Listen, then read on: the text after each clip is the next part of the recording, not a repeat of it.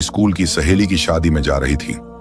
एकदम आम सी औरत की शक्ल में ना कोई सरकारी गाड़ी, ना कोई सिक्योरिटी, बस एक आम लड़की की तरह स्कूटी चलाते हुए जैसे ही वो शहर के करीब पहुंची तो सामने पुलिस की चौकी नजर आई। 3-4 पुलिसकर्मी चौकी के बाहर सड़क पर खड़े थे और बीच में दरोगा संजय कुमार वर्दी में खड़ा था। उसने सामने आते ही एसडीएम नीलम वर्मा को हाथ में डंडे के इशारे से रुकने को कहा तो नीलम वर्मा ने स्कूटी रोड से नीचे उतार ली और साइड में लगा दी। दरोगा ने कड़क आवाज से कहा, कहां जा रही हो? दरोगा ने सवाल किया। नीलम वर्मा ने कहा, सहेली की शादी है, वहीं जा रही हूं। नीलम वर्मा ने बड़े आहिस्ता से जवाब दिया। दरोगा संजय कुमार ने ऊपर से नीचे तक नजर मारी। नीलम वर्मा 27 साल की एक खूबसूरत औरत थी और फिर मुस्कुराते हुए बोला, अच्छा जी, सहेली की शादी, मैं दावत खाने जा रही हूं, लेकिन हेलमेट तुम्हारी चाची पहनेगी, क्यों नहीं पहना? और ये स्कूटी भी बहुत तेज चला रही थी। चलो अब चालान भुगतना पड़ेगा। दरोगा संजय कुमार ने चालान पैड निकालते हुए कहा। नीलम को अंदाजा हो गया था इसकी नीयत खराब हो गई है और ये एक बहाना है। वो बोली, सर मैंने कोई नियम नहीं तोड़ा है। ओ मैडम जी, हमें कानून सिखाने की कोशिश ना करो। उसने दूसरी तरफ खड़े एक सिपाही को देखा और फिर नीलम की ओर देख, इसको तरीका सिखाना ही पड़ेगा। अचानक दरोगा ने जोरदार थप्पड़ नीलम के गाल पर जड़ दिया। बहुत सवाल जवाब कर रही है, जब पुलिस कुछ कहे तो चुपचाप मान लेना चाहिए। नीलम का सिर एक पल के लिए चकरा गया, लेकिन उसने खुद को संभाल लिया। उसकी आंखों में गुस्सा साफ झलक रहा था। चौकी इंचार्ज दरोगा ठहाका मारकर हंसा और अपने साथियों से बोला, लगता है अभी भी अकड़ बाकी है। अरे तेरे जैसी पता नहीं कितनी को सही कर चुका हूं, लगता है अच्छे से सिखाना पड़ेगा। एक सिपाही आगे बढ़ा और बोला, सर इसे थाने ले चलो, वहां आराम से इसकी सेवा पानी करेंगे, तब समझ में आएगा कि पुलिस से कैसे बात की जाती है। एक सिपाही ने नीलम को बाजू से पकड़ा और झटका देकर खींचा और कहा, चल गाड़ी में बैठ। नीलम ने झटक कर अपना हाथ छुड़ाया और गुस्से से बोली, हाथ लगाने की कोशिश मत करना, वरना अंजाम अच्छा नहीं होगा। दरोगा का पारा चढ़ गया। उसने अपने एक सिपाही से कहा, इसका घमंड तो देखो। एक सिपाही ने आगे बढ़कर नीलम वर्मा के बाल खींचे और जबरदस्ती घसीटने की कोशिश की। नीलम दर्द से करा उठी, लेकिन अभी तक अपने बारे में कुछ नहीं बताया।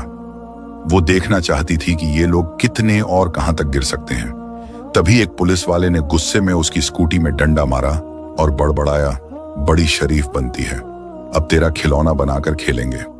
नीलम वर्मा अच्छी तरह समझ चुकी थी कि अब उसके साथ क्या होने वाला है और ये लोग कितने नीचे गिर सकते हैं।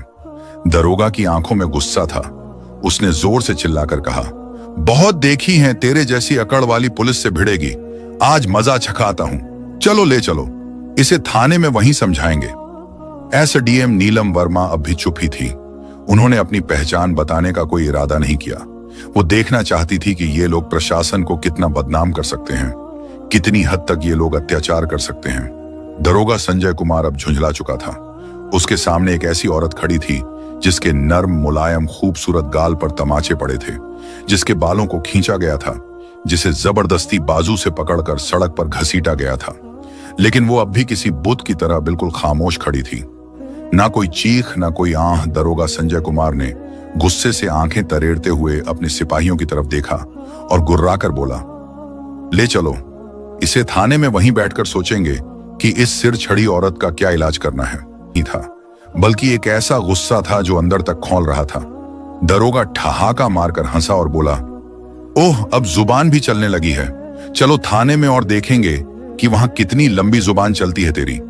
थाने में घुसते ही दरोगा अपनी पूरी ताकत से चिल्लाया, ओए कहां गए, चाय पानी लगाओ जल्दी, एक स्पेशल माल आया है आज। नीलम वर्मा अब भी बिना बोले थाने की दीवारों को देख रही थी। वो देख रही थी कि कैसे ये लोग उन बेगुनाहों के साथ पेश आते हैं जो कभी आवाज नहीं उठा पाते। तभी एक सिपाही दरोगा संजय कुमार की तरफ झुककर फुसफुसाया, क्या केस है साहब? सिपाही ने पूछा तो दरोगा संजय कुमार ने हंसते हुए कहा, अरे कुछ नहीं रे, कोई चोरी या कोई जेबकटी, जो मन करे लगा देना, बस अंदर डालकर इसका गुरूर तोड़ना है। और ज्यादा सवाल नहीं पूछने नीलम वर्मा तो सब कुछ सुन रही थी, लेकिन उसकी आंखें अब भी कुछ कहने से बच रही थीं, जैसे वो चाह रही हो कि पुलिस वालों की गिरावट की ये कहानी खुद उनके मुंह से बाहर निकले। तभी दरोगा कुर्सी पर बैठ गया, हाथ में कलम लिया और टेबल पर उसे घुमाने लगा। फिर आंखें नीलम पर गड़ाकर बोला, नाम बता अपना, कहां रहती है, किसके घर की है। नीलम चुप रही। दरोगा ने फिर सवाल दोहराया, सुना नहीं नाम क्या है तेरा। लेकिन नीलम की खामोशी अब भी वैसी ही थी जैसे कोई पत्थर की दीवार हो। तभी दरोगा ने टेबल पर इतनी जोर से हाथ पटका कि आवाज पूरे थाने में गूंज गई और गुस्से से चिल्लाया, सुनाई नहीं देता तुझे, नाम बता जल्दी। नीलम ने बिना चेहरा बदले जवाब दिया, जी नेहा कपूर। दरोगा ने उसके चेहरे को घूरा और हंसकर बोला, ओह बड़ी समझदार निकली, तू झूठ बोलने में भी तजुर्बा है, लेकिन याद रखो ज्यादा चालाकी की तो बहुत भारी पड़ेगी, गलती एक भी की तो पछतावे का वक्त भी नहीं मिलेगा। नीलम वर्मा को जबरदस्ती उस सड़े हुए लॉकअप में धकेल दिया जहां पहले से 2 कैदी बैठे हुए थी। उनमें से एक ने नीलम की तरफ देखा और बोला, बहन तूने क्या कांड कर दिया। नीलम ने हल्की सी मुस्कान दी और कुछ नहीं कहा। अब वो बस देख रही थी कि यह पूरा तंत्र कितना सड़ चुका है। अगर एक एसपी को ऐसे बिना वजह अंदर ठूंस सकते हैं तो फिर आम लोगों की हालत का अंदाजा लगाना मुश्किल नहीं। नीलम अब उस कोठरी के कोने में बैठी थी, सब देख रही थी, सुन रही थी और हर हरकत को समझ रही थी। दरोगा संजय कुमार ने एक झूठी रिपोर्ट बनवाई और बोला, इस पर चोरी और ब्लैकमेलिंग का केस ठोक दो। फाइल मेज पर मारी और कहा, चलो जल्दी। एक सिपाही ने पूछा, पर सर बिना सबूत के। दरोगा हंस पड़ा, बोला, इस थाने में सबूत मंगाए नहीं, सबूत बनाए जाते हैं। कुछ देर बाद एक सिपाही आया और नीलम के कंधे पर जोर से हाथ मारा, लेकिन उसके चेहरे पर डर का नामो निशान नहीं था। दरोगा ने हाथ उठाया ही था कि तभी दरवाजे पर एक सख्त आवाज आई, रुक जाओ। सबने मुड़कर देखा तो दरवाजे पर SHO सुरेंद्र सिंह खड़ा था, जिसकी छवि बाकी से थोड़ी अलग मानी जाती थी।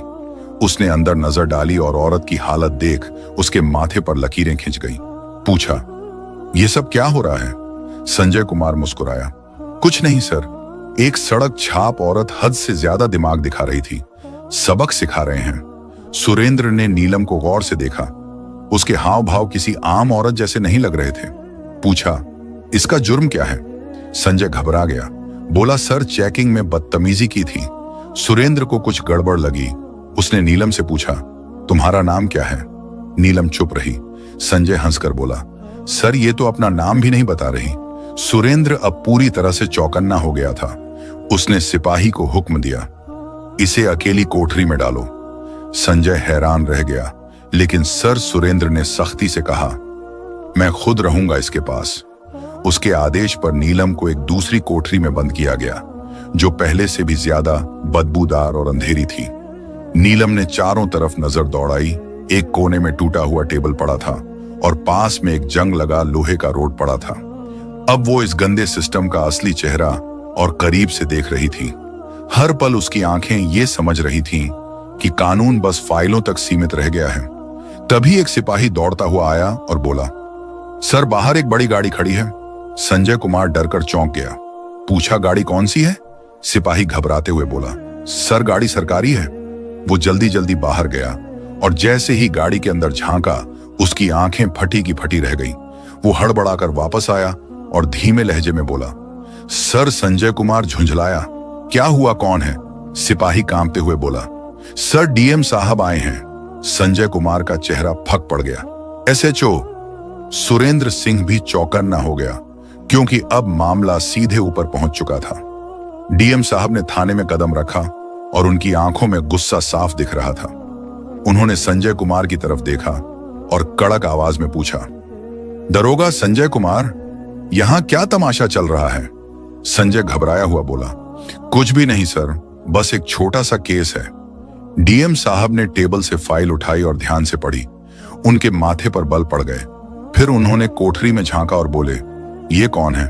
सर इस औरत पर 420 और ठगी का केस है। DM साहब ने पूछा, सबूत है तुम्हारे पास।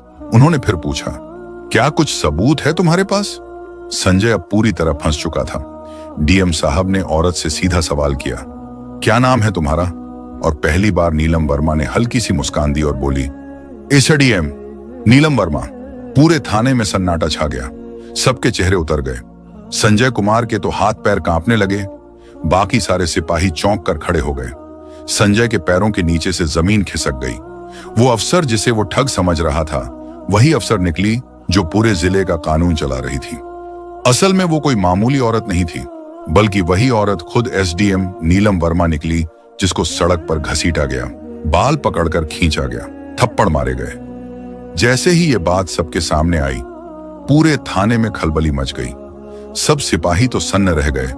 डीएम साहब ने अपनी तीखी नजर दरोगा संजय कुमार पर डाली और गुस्से में बोले, संजय कुमार, तेरी इतनी हिम्मत कैसे हो गई कि तू एक सीनियर अफसर पर झूठा इल्जाम थोपने लगा। संजय कुछ बोलने की कोशिश कर ही रहा था कि वहीं खड़े एसएचओ सुरेंद्र सिंह जोर से बोले, सर मैंने तो पहले ही कहा था कुछ गड़बड़ है। अब तो संजय बिल्कुल अकेला पड़ गया था। तभी नीलम वर्मा ने अपनी शांत लेकिन सख्त आवाज में पहली बार सीधा फैसला सुना दिया और बोली, संजय कुमार, तू अब नौकरी से गया, तेरी सस्पेंशन पक्की है और तेरे खिलाफ अब मुकदमा भी चलेगा। ये सुनते ही संजय की तो जैसे सांसें अटक गईं। बाकी पुलिस वालों ने उसे मुंह फेर लिया। सुरेंद्र सिंह ने उसी वक्त आवाज लगाई, हवलदार साहब, इसको पकड़ो और लॉकअप में डाल दो। लेकिन तभी संजय कुमार ने जेब से एक मोड़ा हुआ कागज निकाला और हंसते हुए बोला, रुको मैडम, ये देख लो, पहले फिर जो करना हो कर लेना। और वो कागज उसने दिखाया। डीएम और नीलम वर्मा दोनों ने फौरन उसकी तरफ देखा। संजय बोला, ये रहा मेरा ट्रांसफर का ऑर्डर। 3 दिन पहले ही मेरा तबादला हो चुका है। अब आप चाहे जितनी भी नाराज हो जाओ, मुझे नौकरी से नहीं निकाल सकती। पूरा थाना फिर से सन्न पड़ गया। नीलम ने वो कागज हाथ में लेकर पढ़ा। डीएम ने आंख तरेरी और एसएचओ सुरेंद्र सिंह से कहा, जाओ और पता करो कि ये कागज असली है या बस दिखावे का। सुरेंद्र ने कंप्यूटर में रिकॉर्ड देखा और सिर उठाकर बोला, सर ये तो असली है, लेकिन इसने अभी तक नया दरोगा को चार्ज नहीं सौंपा। यानी अभी तक यही यहां का असली दरोगा बना बैठा है और सारी बदमाशी इसी के द्वार में की गई है। अब तो कोई भी इसे नहीं बचा सकता। नीलम वर्मा उसकी आंखों में आंखें डालकर बोली, अब तेरा नया ठिकाना वहीं होगा जहां तू औरों को डालता था। सिपाहियों, इसे पकड़ो और ले जाओ अंदर। डीएम ने भी सिर हिलाकर इशारा कर दिया। जैसे ही 2 सिपाही उसे पकड़ने बढ़े, संजय ने फिर चाल चली और बोला, रुकिए मैडम, मैं अकेला नहीं हूं। क्या आपको लगता है कि पूरी गलती मेरी ही है? फिर उसने थाने के और पुलिस वालों की तरफ इशारा करके कहा, ये सब मेरे साथ हैं, ऊपर तक सारे जुड़े हुए हैं। कुछ पुलिस वालों के चेहरे का रंग उड़ गया। एसएचओ सुरेंद्र सिंह ने माहौल भांपते ही एक एक को घूरना शुरू कर दिया। नीलम वर्मा ने डीएम की तरफ देखा और बोली, अब ये पूरा थाना ही साफ करना पड़ेगा, कोई बचा नहीं रहेगा। डीएम ने भी कहा, जो हुक्म मैम, अब एक एक का हिसाब लिया जाएगा। और जैसे ही जुबान से ये बात निकली, थाने में जैसे बिजली गिर गई हो। थाने के बाहर कुछ पत्रकार चुपचाप थाने के बाहर खड़े थे, जिनको पहले से शक था कि थाने में कोई बड़ी खींचड़ी पक रही है। जैसे ही उन्हें यह खबर लगी कि पूरा थाना लाइन हाजिर कर दिया गया है, वैसे ही उन्होंने अपने मोबाइल से खबरें इधर उधर पहुंचानी शुरू कर दी। अब यह मामला दबने वाला नहीं था। तभी एक लंबी काली शीशों वाली चमचमाती गाड़ी थाने के सामने आकर रुकी। दरवाजा खुला और खुद एसएसपी साहब बाहर निकले। चारों तरफ देखा तो सबका चेहरा उतरा हुआ। थाने के सारे अफसर एक तरफ दुबके खड़े थे और एसएसपी साहब बोले, ये कब से तमाशा चल रहा है यहाँ? लेकिन डीएम और थाना इंचार्ज साहब बिल्कुल शांत खड़े थे। एसडीएम नीलम वर्मा ने सीधा एसएसपी की आंखों में आंखें डालकर कहा, आपको क्या लगता है आप बच जाओगे? सुरेंद्र सिंह ने झट से फाइल निकाली और नीलम वर्मा को पकड़ाई, जो फाइल सीधे एसएसपी साहब के सारे काले धंधों की पोल खोल रही थी। नीलम वर्मा ने वो फाइल एसएसपी साहब की तरफ बढ़ाई और बोली, लो देखो, इसमें तुम्हारे सारे करतूत भरे पड़े हैं। एसएसपी साहब के माथे से पसीना टपकने लगा। डीएम साहब ने बिना देर किए ऊंची आवाज में हुक्म दिया, पकड़ो इसे और अभी के अभी गिरफ्तार करो। पूरा थाना हैरान रह गया। इतने बड़े अफसर को किसी ने पहली बार यूं खुलेआम ललकारा था। जैसे ही एसएसपी की गिरफ्तारी हुई, पूरे जिले में तूफान सा मच गया। मामला अब ऊपर ढाका तक पहुंच गया था। सीएम तक बात पहुंची। और वहीं से सीधा हुक्म आया, जिले में जितने भी अफसरों ने मिलकर गड़बड़ी की है उन सबको पकड़कर अंदर डालो। अगले ही 2 दिन में पूरे जिले से 40 से ज्यादा पुलिस अफसर, 10 से ऊपर बड़े अफसर और गिनती भर के नेता गिरफ्तार कर लिए गए। पूरे फरीदपुर जिले की हवा बदल गई। अब चारों तरफ बस एक ही चर्चा थी, एसडीएम नीलम वर्मा की ईमानदारी और हिम्मत, जिसने पूरा सड़ा गला सिस्टम हिलाकर रख दिया। अब प्रशासन में एक नई रफ्तार थी, एक नई सोच थी और सबसे बढ़कर एक डर था कि अब कोई भी बच नहीं पाएगा। नीलम वर्मा का काम अब पूरा हो चुका था।